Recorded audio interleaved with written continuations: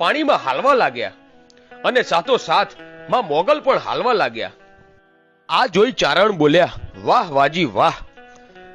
પછી તો ફરી અડદના દાણા નાખી મંત્ર બોલીને વાજીએ જંગલ સળગાવ્યું. જાનૈયાઓ તો આમથી તેમ ભાગવા લાગ્યા. પછી વાંજી અને ચારણ હસવા લાગ્યા.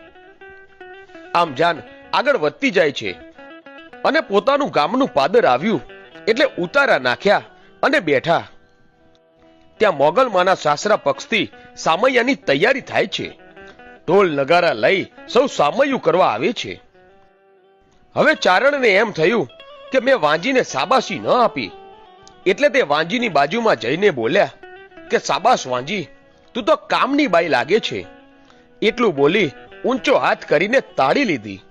પણ ચારણોના રીત રિવાજ પ્રમાણે પર નારીની તાળી ન લેવાય, તોય ચારણે તાળી લીધી અને આ તાળીનો પટાકો પડતા મોગલમાનના ભ્રમણ ફર્યા અને માએ સામે નજર કરી